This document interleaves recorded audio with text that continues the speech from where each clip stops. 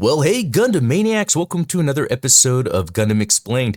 In this episode, I'm going to tell you whether the Silver Phantom VR is worth getting or not. Spoiler alert, it is. So I'll kind of break down why it's totally worth it, but I also have some critiques and criticisms that we need to speak on to hopefully improve the next iteration of this, because there can be some improvements. First of all, understand there's actually 3 ways to play this game, and it might be different for everyone. I think that's really cool because they have what is the story mode, and I'll dive into that. They also have like a MR or mixed reality gallery mode. This is what allows you to like pick up a little 3D model kit, move it around. You can place it on something. It opens a portal. You can go in there and kind of look around at a mobile suit a little more along like predefined planes, so it's a little limited there. It also has the mixed reality battle mode, which is my personal favorite because it's straight up actiony. It's exactly what you'd want from, I guess, an action game, because it's not like you're piloting a mech, but in it you hold whatever the model kit is you're using. RX-78-2 New Gundam, I haven't beat them all yet. And actually, let me show you guys. Use the trigger here to like shoot. So you're holding it like this, and it feels really good to do. So there's the, by the middle finger, you hold that down to like grab onto the mobile suit, and then you press the trigger to shoot. And then there's the A button for like missiles or whatever secondary ammo they have. And then there's another button that fires like a special. So there's a lot going on there. Oh yeah, and then you flick the thumbstick forward to swing your beam saber. So it's a lot of cool action, and you're moving, having to dodge and move around. It's really cool. So as for the story mode, I think it's sort of the weakest part of this, but also the most interesting because it tells you a cool new story in the Universal Century timeline, and it actually does flashbacks, so you're actually revisiting scenes and locations from earlier Gundam, and it's kind of cool to take it in because you're in VR, so you can actually look around and see everything, and it's really cool that way. And it's like a mix of like 3D cel shaded style animation, but also there's some times where it looks like the 2D hand drawn style animation that's also in it, and it gives off a really cool look. I will say the story is more in line with something like narrative. It goes heavy into the new type, the philosophical, the character interaction drama. That's what it leans more heavily into. But just along with the story, we get some cool mobile suits. You know, basically it's a little self-contained story where there's just this kind of outsider group tasked with assassinating someone that's switching sides from Zeon to Federation, vice versa. It's nothing too big because I think it's really focused on the characters, but it was fun. Now, some of the elements that I thought were jarring with this story mode is like a movie or a TV show, it cuts to different scenes when characters are talking. That doesn't make sense when you're in VR, because once you're in one scene and then you want to start looking around, then it cuts to the next scene and the character talking. So there's this huge disconnect between experiencing the world and focusing on what the characters are saying. Because if I'm strictly just there to focus on what the characters are saying, there's no reason for that to be in VR, especially when I can't explore the VR. I have no option to just pause any scene and look around. That is a super missed opportunity because it's almost a waste. You're watching something, cool angles where you can look in the world, but then you really can't because it's just cutting to the next scene where then you're in front of the character, then cutting to the next scene where then you are the character, then cutting to the next scene where you're on another ship looking at someone. And sometimes it's so fast, you're like, okay, I didn't get time to really look around, but then I was also supposed to listen. What were they saying? Oh, I guess I got to do this again. So luckily it's broken up into chapters. The other thing too is the gameplay elements in the story are super gimmicky, and it's more like it reminds me of playing the Wii, right? And most games have moved beyond that. So in VR, I play a lot of games. Half-Life Alyx is awesome, although yeah, sure, maybe that's a bigger game. But also been playing like the Warhammer 40K Battle Sisters, which is a straight-on first-person shooter where you're running around and moving and shooting and doing stuff, like full freedom of movement. There's none of that in this story mode, and on one hand, it's like, okay, sure, this is a story mode.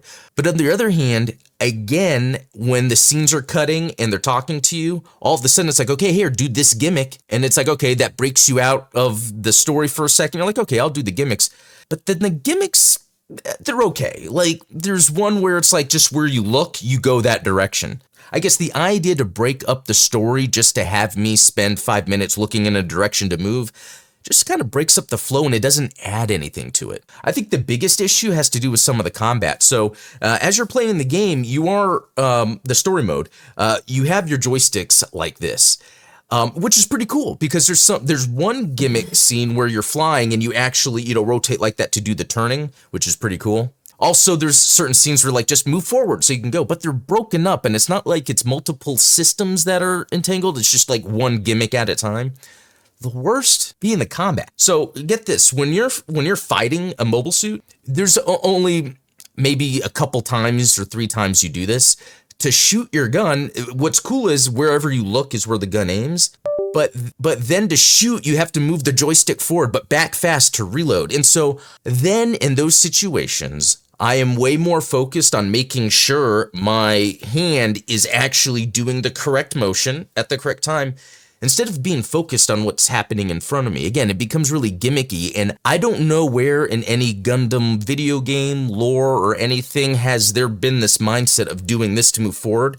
What's interesting is, because you're using this controller, there's a button right here. And even from the very first episode of Gundam, Amuro was just pressing the button on the side of the controller and not moving forward. So there's this huge disconnect that almost separates you from the gameplay and the story, because then you're wrapping your head around a gimmick that is completely arbitrary to that moment. It has no relationship to the mechanics of the rest of the game or the other game modes. It almost like it was developed by someone completely different, not understanding how a mobile suit works. And even if this was focus tested, the controls of like shooting by going like this, by punching, did they focus test with people that don't know Gundam or something? Okay, but to get back to some more of the positives, I talked about that MR gallery mode, mixed reality gallery mode, and it's really neat because you choose from a handful of figures. You get to pick it up with the controller, and then you can even with 2 hands like make it bigger or smaller. I thought that was pretty cool. You could place it down on this little station, and then it opens this portal. And it's neat because in the portal in your area, you can move it around however you want to position it, and then walking through, you're now in a hangar. I will say, as cool as this is, this next part doesn't make sense because there's only certain, you use the grappling things that they use to, travel around in hangars, but there's only like specific set points you can go to and look. Why not full freedom of movement? It's been done before. Again, missed opportunity, not sure why that's lacking. And also it's pretty buggy because it would show like a certain mobile suit I would pick up, and it would be a completely different one than what I was actually picking. And so I think it's with the GM and the GM Argent Keel custom. They're like swapped for some reason. So I wouldn't say that's a little bug. That's a pretty big deal if you're going to choose something and it's the wrong one. That was overlooked quite a bit in my opinion. But the MR battle mode is so good because you're picking up the figure, like I said, and then you're shooting. It reminds me of being a kid playing with the action figure, picking it up and flying it around and shooting, and that's what you're doing. Even I was having fun, like when I was playing, like just going like upside down and moving more than I really needed to, but it was really fun because within that 3D environment, as there's lasers and missiles coming at you, you can actually move it around. And this really speaks to what could be possible with a real build fighters sort of Gunpla metaverse, whatever they're planning for that. Because if it's that easy to have your model get into the game and then it's just, okay, you're holding it and then the different weapons maybe that you have equipped become different buttons on here to shoot, that would be great. So, even with my complaints about the story mode, like the story is great. It's just the gimmicks that are weird, but the battle mode itself is worth it because this game's $15. That's not a lot. I went like a week not buying Starbucks, and that added up to the price of this. And so I think it's very easy to get hold of this. I figure if you have a Quest 3 and you like Gundam, 100% get this. If you have a Quest 3 and don't know Gundam, I would also get this because there's just so many options and you get a cool story if you're more into that. There's a missed opportunity here, a really, really big deal. In the story mode, you get few instances where you're sitting in a mobile suit cockpit and actually looking around and it looks awesome. That should have been the main focal point of this project. Nowhere else in this game does it exist as some sort of mech or Gundam simulator. There should be just a mode where you're in a mobile suit and then you just have free roam somewhere. Like, I am shocked that that doesn't exist when there are games that like that Battle Sisters game I was talking about, first person. I am running around shooting. I am feeling like I'm part of the Warhammer universe. So those other game modes that you have more control don't feel like simulation virtual reality type things. While the show, the movie thing you want, the story that you watch itself has moments of it, you don't get control, and it constantly cuts to different points of view, so you never really get to take it in.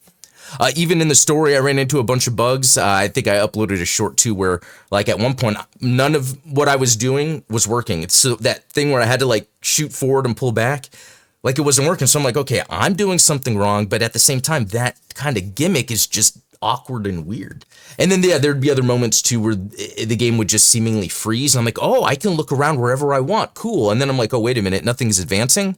Oh, the game froze. Okay, so that kind of does it for my review of the Silver Phantom VR. At the end of the day, for $15, and to get a new story in Universal Century and that battle mode that's really fun to play, it is completely worth it. And if you're a fan of Gundam, I say it is worth supporting the franchise by purchasing this, because I do think they put a lot of time and effort into it.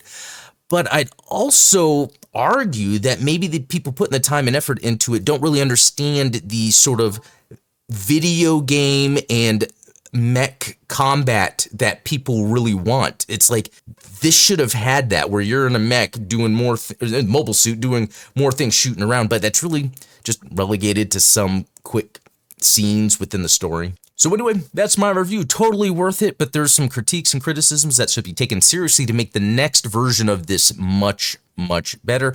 Maybe, hopefully, they'll patch in some things, like, for instance, there's no way to turn off or turn down the music. So if, when I was uploading videos of me playing the game, I would go, oh, hey, guess what? We're going to send Bandai the money this video makes. And it's like, hold up. I spent my time making this to market and tell people about the game. I don't want to then give money to Bandai just because I did the marketing for them. So luckily, YouTube includes a erase song feature where it will keep my voice and sound effects, but erase the song if it's possible. Most of the time, it is possible to do that. I would also then give another critique to these studios. You know, again, this wasn't made by Bandai Namco Entertainment or, you know, the video game arm. This is Bandai Filmworks, so maybe it's all about film copyright crap. But to upload something to share, and then it's like, hey, we're gonna you can't monetize this, but we'll take the money it makes. And it's like, hey, I'm putting this content together for you. But, you know, this is a long and hard road for YouTubers anyway, but it's getting better. And luckily, YouTube has a system in place to use AI to cut out the copyright music. I would suggest Bandai Filmworks adds the option to turn down the volume, turn off the music, allow people to have more fun sharing these experiences with others without having to worry about all the corporate nonsense. Anyway, guys, let me know what you think. And again, I know not everyone has a MetaQuest, but if you ever get one, this is totally worth it. And is it worth it just for a Gundam game? It's hard to, you know, recommend $300 to $400, $500 for a $15 game. But there is a Batman game coming out this month. There is an Aliens game coming out this month. There's a Starship Troopers game coming out this month. And like I said, you can play Half-Life Alyx, which is a full 3D movement in the world, and you can get the best of 3D out of that, or VR. Also, the Warhammer Battle Sisters game is a bunch of fun. So yeah, same type of thing there. Anyway, guys, thanks for watching. Thanks for all the supporters that make this possible. Until next time, we'll talk later.